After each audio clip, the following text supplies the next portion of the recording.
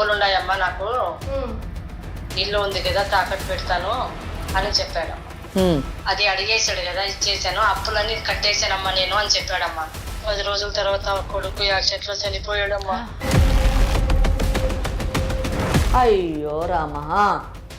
కొడుకు కార్యక్రమంలో ఉన్నామమ్మ నేను. కానీ ఒక ఆయన వచ్చి ఇల్లు ఖాళీ చేయాలని చెప్పాడమ్మా. ఎవరి పేరు మీద చేయించారు? నా పేరు మీద చేశారు. మరి మీరు పేరు మీద చేసినప్పుడు మీరు వెళ్ళి ఉంటారు కదా రిజిస్ట్రేషన్ ఆఫీస్ కి. అవును మేడం, వెళ్ళాను. మరి ఆయన ఎలా చేయిస్తాడు? సేల్ డీడ్ మీ దగ్గర ఉందా అండి ఇప్పుడు? ఉంది మేడం. మీరు సేల్ డీడ్ తీసుకొని మీరు ఒక్కసారి సుమన్ టీవీ ఛానల్కి రావాలండి. మీకు బాగా తెలుసు ఆ ప్రాపర్టీ రిజిస్టర్ కాలేదు. ఒకవేళ రిజిస్ట్రేషన్ అయితే అది క్యాన్సిలేషన్ అవుతుంది. ప్లస్ మీరు చీటింగ్ చేశారు కాబట్టి, లేదా ఏమైనా సంతకాలు ఫోర్జరీ చేసుంటే ఫోర్జరీ కేసులో కూడా మీరు పడతారు. ₹1 కోటి ఉన్నటువంటి ఆస్తిని 37 లక్షలకి ఫ్రాడ్ డాక్యుమెంట్స్ క్రియేట్ చేసి కొట్టేయాలంటే చూస్తూ ఎవరు ఊరుకోరు. 3 ఆడవాళ్ళు బిక్కుబిక్కుమంటూ ఉన్నారు అంటే మీరు మొదటి నుంచి ఆ ఇల్లు కొట్టేయడానికి సిద్ధంగా ఉన్నారన్నమాట. ఇంట్రెస్ట్ బిజినెస్ చేస్తానంటున్నారు. ఫస్ట్ ఆఫ్ ఆల్ మీకు ఇంట్రెస్ట్ బిజినెస్ చేయడానికి లైసెన్స్ ఉందా అండి? మీ కొడుకు కంటే తప్పులు మీవి. మీ పెంపక లోపం వల్ల మీరింత దరిద్రంగా పెంచారు కాబట్టి సమాజానికి ఒక చీడ పురుగును అందించారు మీరు.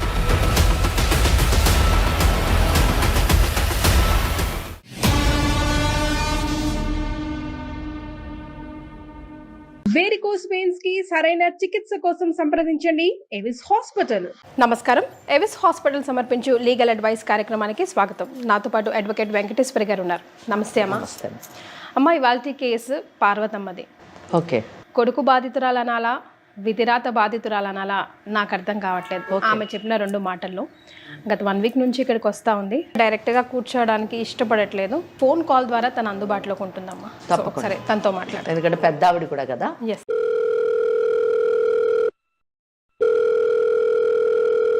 హలో.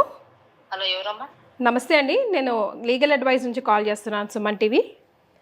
మీరు మొన్న వచ్చారు కదమ్మా, వెంకటేశ్వర గారితో మాట్లాడాలన్నారు కదా. అవునమ్మా. రైట్. అమ్మ నాతో పాటు ఉన్నారు.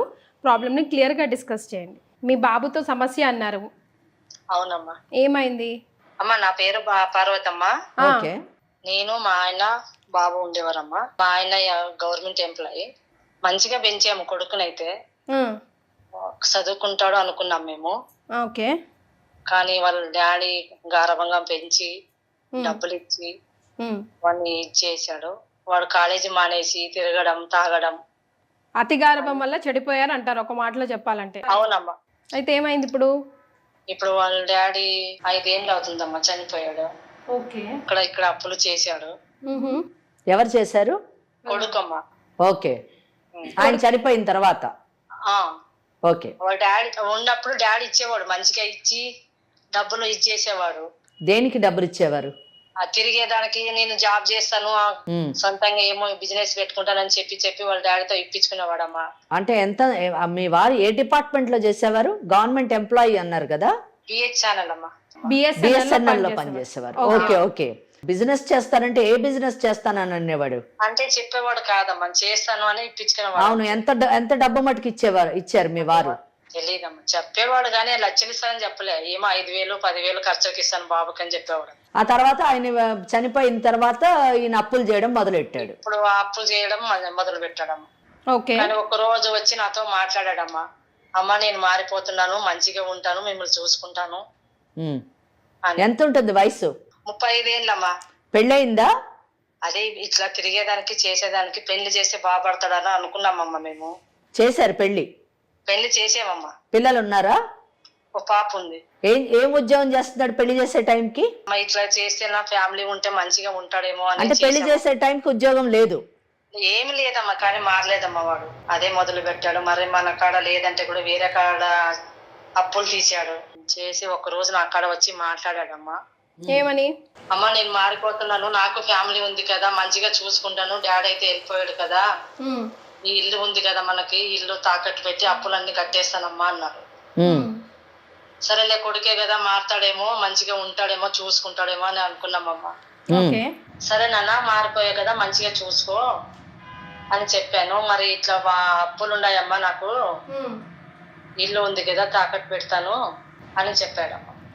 అది అడిగేశాడు కదా, ఇచ్చేసాను, అప్పులన్నీ కట్టేశానమ్మా నేను అని చెప్పాడమ్మా. అప్పు కట్టుకున్నానని సంతోషంగా ఉన్నామమ్మా. 10 రోజుల తర్వాత కొడుకు యాక్సిడెంట్ లో చనిపోయాడమ్మా. అయ్యో రామా. కొడుకు కార్యక్రమంలో ఉన్నామమ్మా మేము. కానీ ఒక ఆయన వచ్చి ఇల్లు ఖాళీ చేయాలని చెప్పాడమ్మా. ఎందుకు? కొడుకు ఆ ఇల్లు అమ్మేసి వాళ్ళకి అప్పులు పెట్టాడంట. అయ్యయ్యో. తర్వాత ఏమైంది? ఆయన వచ్చి ఇల్లు ఖాళీ చేయండి అమ్మా అన్నాడు.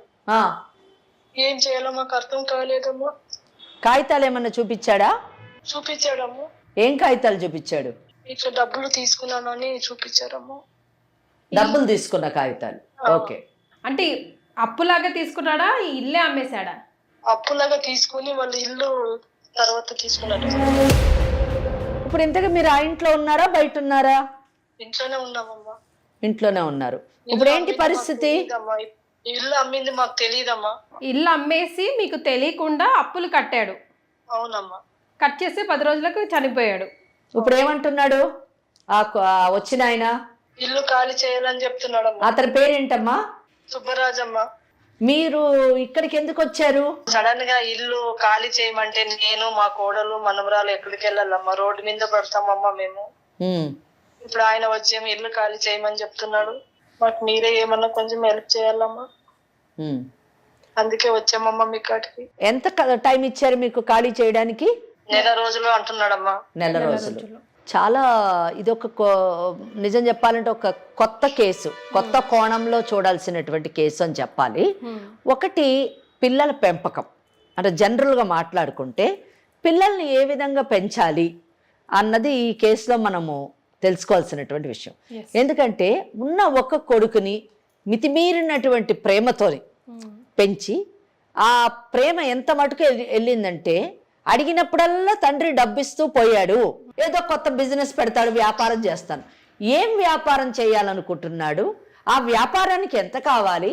ఒకవేళ ఇచ్చినటువంటి డబ్బు సద్వినియోగం అయిందా లేదా అనేటటువంటి విషయాన్ని వీళ్ళు గమనించలేదు. ఇది మొదటి విషయం. రెండో విషయం ఏంటంటే పార్వతమ్మ గారిని ఎంత డబ్బు ఇచ్చారు అని అడిగాను నేను.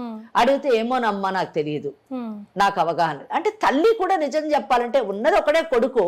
ఆ ఒక కొడుకు మీద తల్లి నిజానికి ఒక నిఘా పెట్టాలి, తండ్రి ఒక క్రమశిక్షణతో పెంచాలి, ప్రేమనివ్వాలి. కానీ మితిమీరినటువంటి డబ్బునిచ్చి చెడు వ్యసనాలకు లోనయ్యేటట్టుగా పిల్లవాడిని పెంచడం ఇక్కడ చాలా దురదృష్టకరమైనటువంటి విషయం. తన బాధ్యత కూడా తీసుకోలేనటువంటి పరిస్థితిలో ఆయనకు పెళ్లి చేయడం ఎంత దురదృష్టకరం అండి. అంటే ఇంకొక అమ్మాయి గొంతు కోసారు, ఆయనకు మళ్ళీ ఒక కూతురు, మళ్ళీ ఆ అమ్మాయి భవిష్యత్తు ఆలోచించండి ఎంత దురదృష్టం. అంటే పెళ్లి చేసేటప్పుడు ఆలోచించాలి, ఆ తర్వాత కూతురు పుట్టింది. ఇంకా మూడో అంశం వచ్చేసరికి ఎప్పుడైతే భర్త చనిపోయాడో ఆ భర్త చనిపోయిన తర్వాత అయినా ఈ పిల్లవాడికి బుద్ధి వచ్చి నా తల్లి ఉంది, నా భార్య ఉంది, నా కూతురు ఉంది, 3 ఆడవాళ్ళు, వీళ్ళని పోషించాలి అనేటటువంటి ఆలోచన కలిగేటట్టుగా చేయకుండా ఆ ఇల్లు ఏదో ఉంది, ఆ ఇల్లుని నేను తాకట్టు పెట్టుకుంటానంటే తల్లి ఏమనకుండా ఏం ఆలోచించకుండా ఆ ఇల్లుని తాకట్టు పెట్టుకోమని చెప్పడం. అమ్మ పార్వతమ్మ, తాకట్టు పెట్టుకోవడానికి ఇల్లు ఇచ్చారు కదా, సంతకాలు ఏమన్నా పెట్టారా మీరు? పెట్టలేదమ్మా. ఏం పెట్టలేదు మీరు. రైట్. ఎంత మటుకు మరి వీళ్ళకి మనము న్యాయం చేయగలము, మరి వీళ్ళకి రక్షణ కలిగించగలము, లేదా సలహా ఇవ్వగలము, సూచన ఇవ్వగలము అన్న విషయం మనము ఎవరైతే ఎవరు సుబ్బరాజు అని చెప్పింది ఆవిడ, ఆ సుబ్బరాజుతో ఒక్కసారి మాట్లాడి పరిస్థితి ఏంటి. ఎందుకంటే ఈ కేసులోని చట్టపరంగా సూచన సలహా ఇవ్వడానికి నాకు సరైనటువంటి క్లారిటీ అయితే రాలేదండి. అంటే ఏంటంటే అమ్మేశాడు అని సుబ్బరాజు వచ్చి చెప్పారు అని అంటున్నారు. అమ్మేడు అంటే కాగితాలు ఏమన్నా చూపించారా అమ్మా అని అడిగితే ఏం కాగితాలు చూపించారు అంటే అప్పు తీసుకున్నటువంటి కాగితాలు చూపించారు అని చెప్తున్నారు ఆవిడ. మరి ఆ కాగితాలతో పాటు అమ్మినట్టుగా సేల్ డీడ్ ఏమన్నా ఉందా? సేల్ డీడ్ ఉంటే మరి ఎలాగది రిజిస్ట్రేషన్ అయింది? ఒకవేళ అయి ఉంటే ఏంటి దాని మీద మనం తీసుకోవాల్సినటువంటి పరిష్కారము? ఇవన్నీ కూడా మనము కనుక్కుంటేనే మనకు తెలుస్తుంది. ఎందుకంటే ఆవిడ పెద్ద ఆవిడ, మరి ఆవిడకి ఎంత మటుకు దీనిపైన అవగాహన ఉందో మనకు తెలియదు. కాబట్టి ఒక్కసారి మనము ఆ సుబ్బరాజు గారితో మాట్లాడదాము, దాన్ని బట్టి మనకు ఒక క్లారిటీ వస్తుంది. అమ్మ నంబర్ చెప్పండి అమ్మా. 91 ఓకే 08.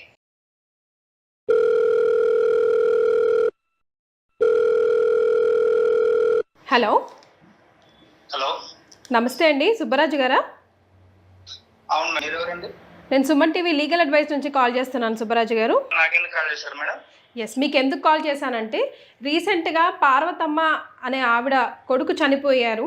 అంతకుముందు వాళ్ళ ప్లేస్ ఏదో మీకు పై రాసిచ్చారు, మీ పేరు మీద రాసిచ్చారని నాకు విన్నాను.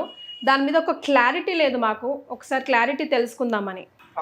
పార్వతమ్మ గారి అబ్బాయి వచ్చేసి అతని పేరు కళ్యాణ్ మేడం. ఓకే.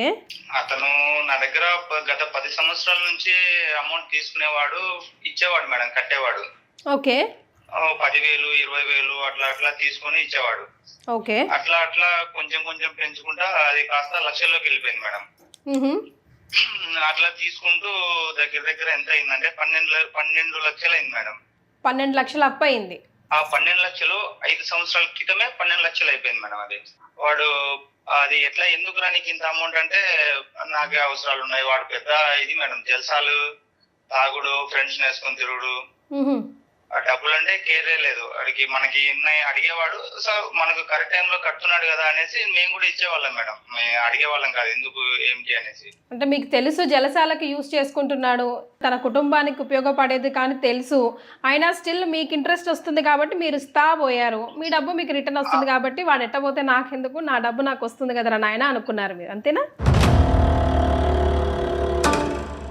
మేడం? అంటే నాకు ఇన్ టైంలో తీసుకొచ్చి ఇచ్చేవాడు మేడం. నా దగ్గర వచ్చేసరికి వాడు పర్సనల్ గా దేనికి యూజ్ చేస్తున్నారో తెలియదు, కానీ బయట తెలిసింది బట్టి ఏంటంటే వాడు వేస్ట్ గా తిరుగుతుంటాడు, ఇట్లా ఖర్చు జల్సాలు చేస్తుంటాడు అనే విషయం తెలుసు. రైట్. నాతో పాటు వెంకటేశ్వరి గారు కూడా ఉన్నారు, అడ్వకేట్. ఆ అమ్మ కూడా మీ మాటలు వింటా ఉన్నారు. Okay madam. సుబ్బరాజు గారు, మీరు బిజినెస్ ఏం చేస్తారండి?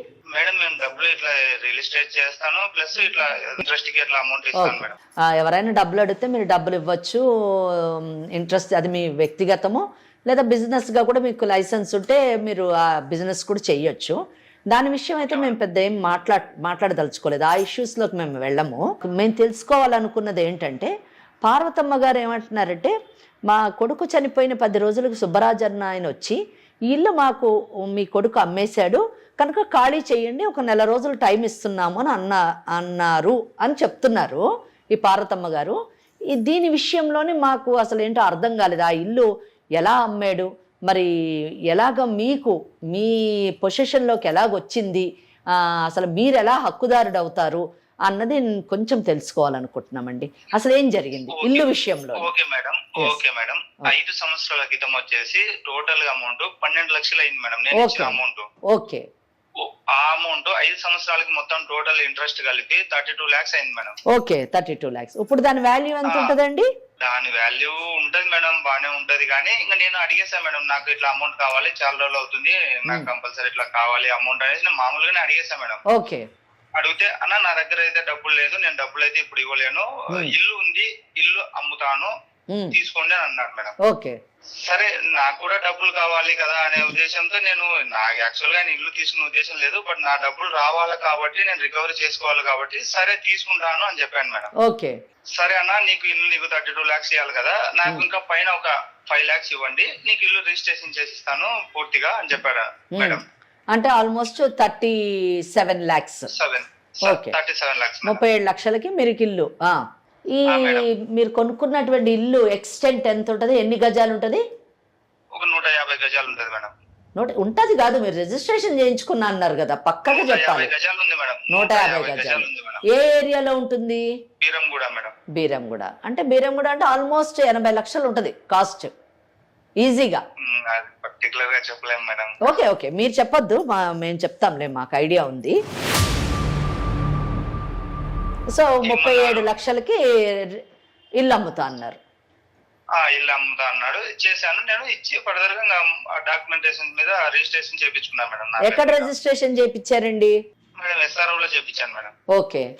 చేయించిన తర్వాత ఒక 1 month టైం అడిగాడు మేడం. ఇల్లు మేము వేరే చూసుకోవాలి, ఖాళీ చేయాలంటే 1 month తర్వాత ఖాళీ చేస్తాము అని చెప్పాడు మేడం. సరే అనేసి సరే అన్నాను మేడం. సరే 1 month కదా, సరే ఓకే అని చెప్పేసాను మేడం. రిజిస్ట్రేషన్ అయిపోయిన తర్వాత ఒక 10 days కి అట్లా తను అన్ఫార్చునేట్లీ యాక్సిడెంట్ లో చనిపోయాడు మేడం. ఓకే. చనిపోయిన తర్వాత ఇంకా వెంటనే వెళ్ళి అడిగితే బాగోదు కదా, వాళ్ళ చావు బాధలు వాళ్ళు ఉంటారు అనేసి ఇంకా ఒక 1 వీక్ తర్వాత 1 వీక్ 10 days తర్వాత వెళ్ళాం మేడం. అమ్మ ఇట్లా పార్వతమ్మ గారు మీ అబ్బాయి ఇట్లా మాకు ఇల్లు అమ్మేశాడమ్మా, మీరు ఖాళీ చేయాలమ్మా అని తనతో చెప్పేశాం మేడం. ఇప్పుడు ఈ రిజిస్ట్రేషన్ అప్పుడు ఎవరు సంతకాలు పెట్టారండి? రిజిస్ట్రేషన్ అప్పుడు తనే పెట్టేశాడు మేడం. తను పెట్టాడు అంటే ఏ డాక్యుమెంట్ ఆధారంగా మీరు రిజిస్టర్ చేశారు ఆ ప్రాపర్టీని? డాక్యుమెంట్ ఆధారంగా అంటే నేను అంటే మేడం వాళ్ళు ఆ ప్రాపర్టీనా మేడం అంటే లింక్ డాక్యుమెంట్ ఉంటది కదా, ఇండివిజువల్ హౌస్ మేడం, ఆయన పేరు మీద ఉంది అనేసి చేసి ఇచ్చాడు మేడం. ఆయన పేరు మీద ఉన్నట్టు ఏమన్నా డాక్యుమెంట్ చూపించాడా? రిజిస్ట్రేషన్ ఆఫీస్ లో ఉందా? మీరు చూసారా? ఇంకా అది చేసి ఇచ్చేసాడు మేడం. ఇంకా ఆయన చేసి ఇచ్చాడా మీరు చేయించారా? ఆయనే చేసి ఇచ్చాడు మేడం. ఎలా చేస్తారు? మీరు వెళ్ళలేదా? ఎవరి పేరు మీద చేయించారు? నా పేరు మీద చేశారు మేడం. మరి మీరు పేరు మీద చేసినప్పుడు మీరు వెళ్ళి ఉంటారు కదా రిజిస్ట్రేషన్ ఆఫీస్ కి. అవును మేడం వెళ్ళాను. మరి ఆయన ఎలా చేయిస్తాడు? సేల్ డీడ్ మీ దగ్గర ఉందా అండి ఇప్పుడు? ఉంది మేడం. మీరు సేల్ డీడ్ తీసుకొని మీరు ఒక్కసారి సుమన్ టీవీ ఛానల్ కి రావాలండి. మీకు బాగా తెలుసు ఆ ప్రాపర్టీ రిజిస్టర్ కాలేదు, మీ పేరు మీద కాలేదు. ఎస్ సుబ్బరాజు గారు, అనవసరమైన క్రిమినల్ కేసెస్ లో పడద్దు మీరు. ఆ వినండి ఫస్ట్ వినండి. 2 ఇష్యూస్. ఒకటి, ఆ ప్రాపర్టీ మీ పేరు మీద రిజిస్ట్రేషన్ కాలేదు. ఒకవేళ రిజిస్ట్రేషన్ అయ్యి ఉంటే మీరు ఫ్రాడ్ ప్లే చేశారు. ఆ ఫ్రాడ్ కింద చీటింగ్ కేసులో పడతారు మీరు. ఒకవేళ రిజిస్ట్రేషన్ అయితే అది క్యాన్సిలేషన్ అవుతుంది. ప్లస్ మీరు చీటింగ్ చేశారు కాబట్టి, లేదా ఏమైనా సంతకాలు ఫోర్జరీ చేస్తుంటే ఫోర్జరీ కేసులో కూడా మీరు పడతారు. Without link document. Simple Subbaraj గారు, ఈ కేసులోని ఆస్తి మీరు ఏ ఇల్లు అయితే ఇప్పుడు కబ్జా చేద్దాం అనుకుంటున్నారో ఆ ఇల్లు అబ్బాయి పేరేంటి, కళ్యాణ్ వాళ్ళ నాన్నగారిది. అది ఆయన స్వార్జితం. ఆయన మరణించిన తర్వాత ఇమ్మీడియట్ గా పార్వతమ్మ గారు వస్తారు ఆ స్టెప్ లోని, తర్వాత కళ్యాణ్ వస్తాడు, ఇద్దరు వస్తారు. పార్వతమ్మ గారి సంతకం లేకుండా ప్రాపర్టీ ఎట్లా రిజిస్టర్ అవుతుంది? ఒకవేళ పార్వతమ్మ గారు లేకుండా ఆ ప్రాపర్టీ రిజిస్టర్ కావాలంటే పార్వతమ్మ గారు ముందు ఆ ప్రాపర్టీని కొడుకు పేరు మీద రాసేయాలి. ఐదర్ విల్ డీడ్ అన్న చేయాలి, సేల్ డీడ్ అన్న చేయాలి, లేదా గిఫ్ట్ డీడ్ అన్న చేయాలి. ఈ డాక్యుమెంట్, ఈ లింక్ డాక్యుమెంట్ మీద మాత్రమే మీకు రిజిస్ట్రేషన్ అవుతుంది. కనుక సంథింగ్ ఫ్రాడ్ ఇందులో జరిగింది. ఆ ఫ్రాడ్ ఏంటో మాకు తెలుసు. ఒకవేళ డాక్యుమెంట్ కానీ రిజిస్టర్ అయ్యి ఉంటే క్యాన్సిలేషన్కి పెట్టిస్తాం పార్వతమ్మ గారితోని. మీరు 80 లక్షలు, ఆల్మోస్ట్ 80 నుంచి ₹1,00,00,000 ఉన్నటువంటి ఆస్తిని 37 లక్షలకి ఫ్రాడ్ డాక్యుమెంట్స్ క్రియేట్ చేసి కొట్టేయాలంటే చూస్తూ ఎవరు ఊరుకోరు. నేను మర్యాదగా చెప్తున్నాను సుబ్బరాజు గారు, మీరు సుమన్ టీవీ ఛానల్కి రండి, డాక్యుమెంట్ తీసుకొని రండి. ఉంటే ఆ డాక్యుమెంట్లో ఏమి తప్పిదం జరిగిందో చూస్తాను నేను. లేదు డాక్యుమెంట్ లేకపోతే నిజాన్ని ఒప్పుకోండి, సెటిల్మెంట్ చేద్దాము. సెటిల్మెంట్ చేసి మీ అప్పే కదా కావాలి. మీ అప్పు 12 లక్షలు అన్నారు, 12 లక్షల నుంచి 32 లక్షలు ఇంట్రెస్ట్ చేశారు. కనుక ఆ డబ్బు అయితే వీళ్ళు చేర్చలేరు. ప్రాపర్టీని మీకు ఇప్పించడానికి ట్రై చేస్తాం. బ్యాలెన్స్ అమౌంట్ వాళ్ళకి ఇవ్వండి, ప్రాపర్టీ తీసుకోండి. ఈ కేసులు అయ్యేంత మటుకు ఇంజెక్షన్ తీసుకుంటామో వాళ్ళు ఆ ప్రాపర్టీలోనే ఉంటారు, ప్రాపర్టీ నుంచి కదలరు. ఆలోచించుకోండి, సెటిల్మెంట్ చేసుకోండి, మీడియేషన్కి రండి. అసలు ఫస్ట్ ఆఫ్ ఆల్ ఇందాక మేడం అన్నట్టు అటువంటి వాడికి మీరు డబ్బులే ఇవ్వకూడదు. ఏం చూసి ఇచ్చారండి? వాడికి జాబ్ లేదు, ఏమీ లేదు. 3 ఆడవాళ్ళు బిక్కుబిక్కుమంటూ ఉన్నారు అంటే మీరు మొదటి నుంచి ఆ ఇల్లు కొట్టేయడానికి సిద్ధంగా ఉన్నారన్నమాట. Please don't do this. ఎక్కడో చోట న్యాయం జరుగుతుంది, అర్థమైందా? ఏ దిక్కు లేని వాళ్ళకి చట్టం అంటూ ఒక దిక్కు ఉంది, అది మర్చిపోకండి. మీరు చెప్పండి, రిజిస్ట్రేషన్ అయిందా లేదా మీరు చెప్పండి. మీ చేతిలో సేల్ డీడ్ ఉందా? మేడం రిజిస్ట్రేషన్ అయింది మేడం, నా డబ్బులు నాకు ఇప్పించండి. లేదంటే రిజిస్ట్రేషన్ ఎట్లా అవుతుంది అని అడుగుతున్నా నేను. పార్వతమ్మ గారు వచ్చి సంతకం పెట్టారా? పార్వతమ్మ గారు పెట్టలేదు మేడం, కానీ వాళ్ళ అబ్బాయి పెట్టి ఎట్లా చేస్తాడు? అబ్బాయిది కాదు ప్రాపర్టీ, అబ్బాయిది కాదు ప్రాపర్టీ. మీరు రియల్ ఎస్టేట్ బిజినెస్ చేస్తానంటున్నారు, ఇంట్రెస్ట్ బిజినెస్ చేస్తానంటున్నారు. ఫస్ట్ ఆఫ్ ఆల్ మీకు ఇంట్రెస్ట్ బిజినెస్ చేయడానికి లైసెన్స్ ఉందా అండి? నా లైసెన్స్ ఉన్నాయి, అన్ని ఉన్నాయి మేడం. సరే ఓకే, మీరు రియల్ ఎస్టేట్ బిజినెస్ చేస్తున్నారు కదా, ఎట్లా మీకు రిజిస్ట్రేషన్ అవుతుందండి? ఆ అబ్బాయిదా ప్రాపర్టీ? ఏం చేయమంటారు చెప్పండి, కోర్టుకు వెళ్ళమంటారా లేకపోతే మీరు సెటిల్మెంట్ చేసుకుంటారా?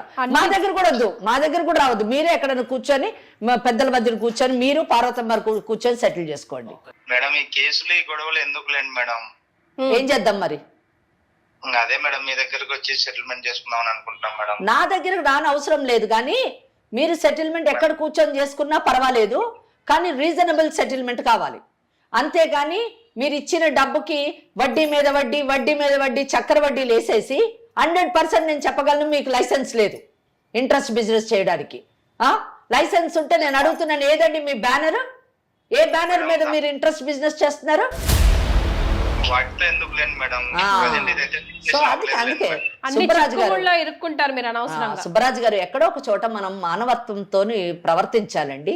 మీరు డబ్బు సంపాదించడం తప్పని నేను అనట్లేను, కానీ ఎక్కడ సంపాదించాలో అక్కడ సంపాదించాలి. బలవంతంగా కొనుక్కుంటానని చెప్పలేదు, నేను అర్థం చేసుకున్నాను. కానీ ఒకటి, ఇందాక కీర్తి మేడం చెప్పినట్టు అటువంటి వాడికి మీరు డబ్బులు ఇవ్వడమే తప్పండి. నిజం చెప్పాలంటే వాడు ఎంత తప్పు చేశాడో మీరు కూడా అంతే తప్పు చేశారు. నేను కూడా దీంట్లోని పార్వతమ్మ గారితో కాంటాక్ట్ లో ఉంటాను. నేను మీరు ఏం చెప్తారో చూస్తాను, నేను ఎంత సెటిల్మెంట్ చేస్తారో చూస్తాను. ఎప్పటికప్పుడు నేను ఆవిడ గైడ్ చేస్తూ ఉంటాను. నిజంగా మీరు రీజనబుల్ సెటిల్మెంట్ చేసుకోవాలి, నా డబ్బు నా 12 లక్షలు నాకు కావాలి విత్ సమ్ ఇంట్రెస్ట్, నా 12 లక్షలు నాకు కావాలి, ఒక ఫిగర్కు రండి, అరైవ్ కండి. నిజం చెప్పాలంటే మీకు 10 పైసలు రావండి. మీరు కోర్టుకు కానీ వెళ్తే 10 పైసలు రావు, కానీ ధర్మము మీకు ఇవ్వాలి. మీరు ఇచ్చారు కదా, వాడు తాగడానికి, తినడానికి, తిరగడానికి ఇచ్చారు కదా, మీ 12 లక్షలు మీకు రావాలి. కాబట్టి దానికి ఏదో కొంచెం ఇంట్రెస్ట్ చేసుకొని మీరు తీసుకోండి, కొన్ని బ్యాలెన్స్ అమౌంట్ వాళ్ళకి ఇవ్వండి. ఆ డబ్బుతో వాళ్ళు ఎక్కడో కొనుక్కొని వేరే ఇల్లు కొనుక్కొని ఉంటారు, బ్రతుకుతారు. ఆ ఆడపిల్ల పరిస్థితి ఏంటండి? ఓకే, పరస్పరం కూర్చొని మాట్లాడండి. చూస్తుంటే అంత కఠిన హృదయాలు కూడా మీరు అనిపించట్లేదు. మీకు మేడం చెప్పిన మాటలు అర్థం చేసుకున్నారు కాబట్టి. అలాగే పార్వతమ్మ ఆ ఇద్దరు మిగతా ఆడవాళ్ళ విషయం కూడా కొంచెం దృష్టిలో పెట్టుకొని డెసిషన్ తీసుకోండి సుబ్బరాజు గారు. సరే, ఓకే మేడం. అమ్మ పార్వతమ్మ ఉన్నారు కదా లైన్ లో, విన్నారు కదా? మీరు ఒకసారి అందరూ కలిసి కూర్చొని మాట్లాడండి అమ్మా. ఆయన ఏం చెప్తారో వినండి, ఎంత డబ్బు అడుగుతారో కనుక్కోండి. మీ కొడుకు కూడా చేసిన గొప్ప పనులు ఉన్నాయి కదా, మీ కొడుకు కంటే తప్పులు మీవి. మీ పెంపక లోపం వల్ల మీరు ఇంత దరిద్రంగా పెంచారు కాబట్టి సమాజానికి ఒక చీడ పురుగును అందించారు మీరు. ఆ చీడ పురుగు మీ కుటుంబాన్ని తినేయడమే కాకుండా సమాజంలో కూడా పనికి రాకుండా తయారైంది. 32 లక్షలు కాదు అని ఒక ఫిగర్కి అరేంజ్ అయ్యి ఆ ఫిగర్ ఇవ్వడానికి మరి ఆ ఇల్లు అమ్మి ఆ మిగతా డబ్బు అంటే మినిమం 80 లక్షలు ఉంటుంది. 12 లక్షలు అంటే 15 లక్షలు ఇచ్చినా కూడా మీకు ఒక 65 లక్షలు వస్తుంది. ఆ 65 లక్షలు తీసుకొని ఎక్కడైనా ఇల్లు కొనుక్కొని మీ మనవరాలు భవిష్యత్తుని తీర్చిదిద్దండి. వీలైతే మీ కోడలకు ఇంకో పెళ్లి చేయండి. అంతేగాని వాళ్ళని మళ్ళీ మీ నెత్తి మీద పెట్టుకొని వాళ్ళని బాధ పెడుతూ ఉండొద్దు. అసలు మొదట మీరు మీ పనికిమాలిన కొడుక్కి ఆ పిల్లనిచ్చి పెళ్లి చేయడమే తప్పు. మీది తప్పు, ఆ తల్లిదండ్రులతో కూడా తప్పండి. చాలా దురదృష్టకరం. 2 ఆడవాళ్ళ జీవితాలు రోడ్డు మీద వేసారండి. అర్థమైందమ్మా? అర్థమైందా నేను చెప్పింది? మీకు ఏ డౌట్ ఉన్నా, ఏ ప్రాబ్లం ఉన్నా తప్పకుండా లీగల్ అడ్వైస్ ఇక్కడికి రండి. నేను అవకాశం ఉన్నప్పుడల్లా మీతో మాట్లాడి ఈ సమస్యని సాల్వ్ చేయడానికి ట్రై చేద్దాం. సంతోషం అమ్మా. ఓకే అమ్మా, ఓకే. తనకు అర్థమైంది కాబట్టి, బికాజ్ ఆయన కూడా రియల్ ఎస్టేట్లో ఉన్నారు కాబట్టి, మిమ్మల్ని మభ్యపెట్టలేడు కాబట్టి ఇది ఇలా ఎండ్ అయిందమ్మా. ఇటువంటి కార్యక్రమాలు ఉండడం వలన పార్వతమ్మ గారు లాంటి వాళ్ళు రాగలిగారు. ఆమెకు జరిగినటువంటి అన్యాయాన్ని కానివ్వండి, మోసాన్ని కానివ్వండి, ఆమె ఈరోజు ఎదుర్కొనేటటువంటి అవగాహనని ఆమె పొందారు. అలాగే సుబ్బరాజు గారు లాంటి వాళ్ళు కూడా మనం ఒక చట్టానికి విరుద్ధంగా ఏమైనా పనులు చేస్తే చట్టం తప్పకుండా తన యొక్క పనిని తాను చేసుకుంటూ వెళుతుంది అనేటటువంటి మెసేజ్ని మనము ఇవ్వగలిగాం. హోప్ పార్వతమ్మ గారికి తప్పకుండా న్యాయం జరుగుతుంది అని అనుకుంటున్నాను. Thank you so much ma'am. నమస్కారం. ఇది ఇవాల్టి లీగల్ అడ్వైస్. వేరికోస్ వెయిన్స్ కి సరైన చికిత్స కోసం సంప్రదించండి ఎవిస్ హాస్పిటల్.